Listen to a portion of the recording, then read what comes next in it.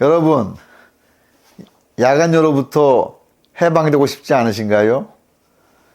밤에 화장실 가는 것은 사실 너무 괴롭죠. 맞습니다. 야간요가 하루 이틀 계속되다 보면 깊이 잠들어야 할 시간에 자꾸 몇 번씩 깨서 화장실을 가야 한다면 결국 수면의 질이 낮아지죠. 이것이 악순환되면서 결국 저희 병원까지 찾아오는 환자분들이 굉장히 많으십니다. 이는 단순한 불편함을 넘어서 건강 문제의 신호일 수도 있는데요.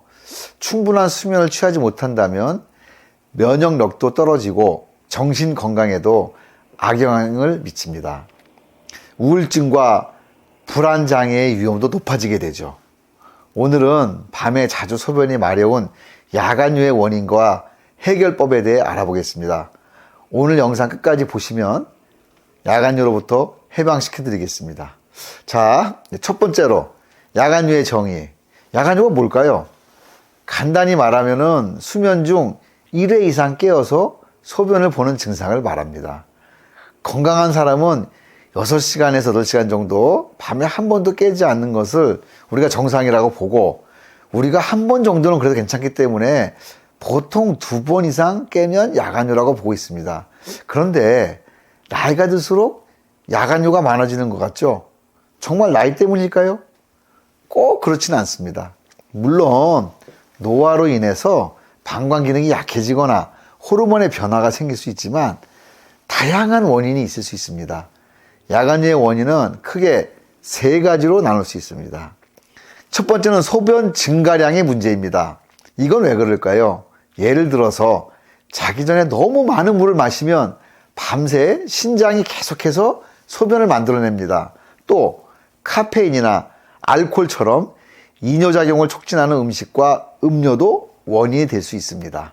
그리고 당뇨병이 있는 분들은 혈당이 높아지면서 몸이 소변을 더 많이 만들어내기도 합니다. 그렇다면 심부전이나 신장질환도 관련이 있을까요? 맞습니다.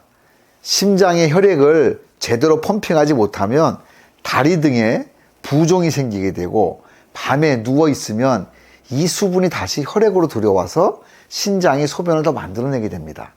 그리고 신장 기능이 떨어지게 되면 체액 조절이 어려워져서 야간요가 심해질 수 있습니다.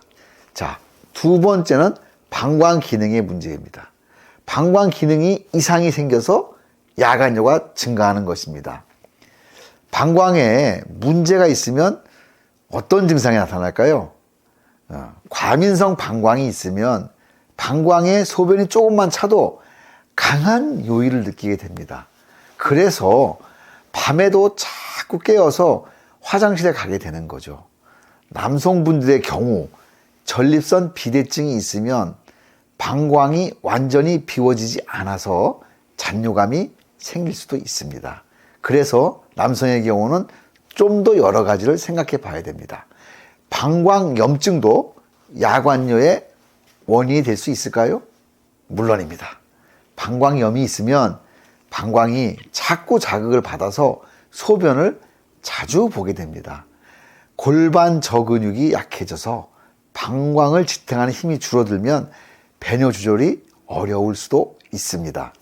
여기서 저희 병원에 내원한 한 환자의 사례를 소개해 드릴게요. 58세 남성 환자분이셨는데 밤마다 3번에서 4번씩 화장실을 가야 해서 숙면을 취하지 못하고 항상 피곤함을 호소하셨습니다. 검사 결과 과민성 방광과 약간의 전립선 비대증이 원인이었습니다.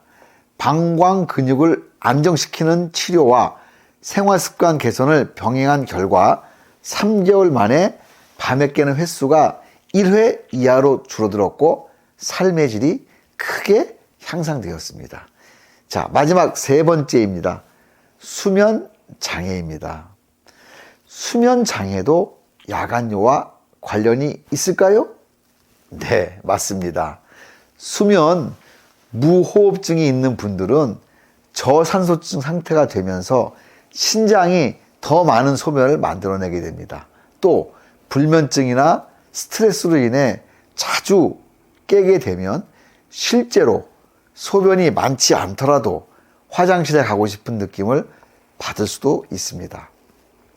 충분히 잠을 못 자서 잠을 깨다 보니까 소변이 마려워서 깨는 게 아니고 잠을 깨다 보니까 화장실에 가게 되고 또 이런 게 자꾸 반복되니까 습관성이 된단 말이죠. 이런 거는 수면 방법을 조절해 줘야 돼요. 그래서 사실 여러 요인이 있기 때문에 제일 좋은 것은 본인의 소변 일지를 매일 작성을 해서 하루의 총 소변량과 밤의 소변량을 또 기록하고 갈 때마다 시간을 적어서 또 볼 때마다 양을 적어서 분석하면 제일 좋은 치료법을 알아낼 수 있습니다. 예를 들면 우리 환자분께서 실제로 소변 양이 많아서 깨는 건지 아니면 깨니까 가는 건지 아니면 깼을 때 적은 양으로 자주 깨는 건지 이렇게 본인이 처한 상황이 어떤 상황인지를 정확하게 데이터를 분석할 수 있다면 그거에 따라 치료법이 달라질 수 있습니다. 그래서 개인 소변 일지를 쓰는 것이 치료에 많은 도움이 됩니다. 병원에 오셔서 이런 일지를 작성해 오면 의사분들에게 보여드린다면 좀 더 명확하고 정확한 진단 또한 좋은 치료법을 내리는데 도움이 되겠습니다. 그렇다면 야간요를 이제 줄이려면 어떻게 해야 할까요? 첫 번째, 생활 습관을 개선하는 것이 가장 중요합니다. 몇 가지 제가 오늘 방법을 소개해 드릴 텐데 이 얘기 잘 들으시면은 좋은 결과를 볼 수 있습니다. 자, 아까 말씀드린 대로 생활 습관 개선이 중요합니다. 이것은 취침 전에 수분 섭취를 조절하셔야 됩니다.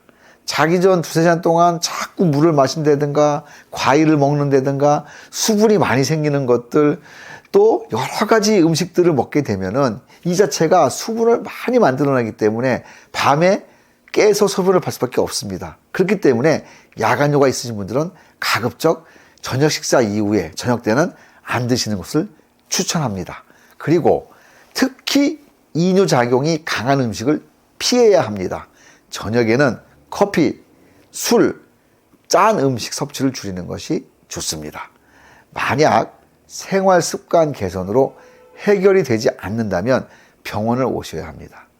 야간요가 심각한 경우에는 병원을 방문해서 정확한 진단을 받는 것이 중요합니다. 오시게 되면 항이뇨제나 방광안정제를 처방해 드리고요. 전립선 비대증이 있다면 또 전립선 치료도 병행으로 치료해야 되고 또 나이가 드신 고령층의 경우 항이뇨 호르몬이 부족한 경우가 많기 때문에 항이뇨 호르몬 치료를 통해서 야간요를 줄일 수도 있습니다. 오늘 야간요에 대해서 정말 많은 것을 말씀드렸습니다. 유익하셨나 모르겠습니다. 단순한 불편함이 아니라 건강 문제로 이어질 수 있다는 것을 아셨나요? 이런 야간요가 잘 해결되면 숙면을 취할 수 있고 이 숙면으로 인해서 낮 동안의 활력도 되찾을 수 있습니다. 오늘 알려드린 생활 습관 개선 방법부터 실천해 보시고 증상이 지속된다면 병원을 방문해서 정확한 진단과 치료를 받는 것이 중요합니다. 오늘 여러분께 말씀드렸던 이 내용이 유익한 정보가 되셨다면 구독, 좋아요 꼭 부탁드리겠습니다. 다음 영상에서도 더 좋은 정보로 찾아뵙겠습니다. 감사합니다.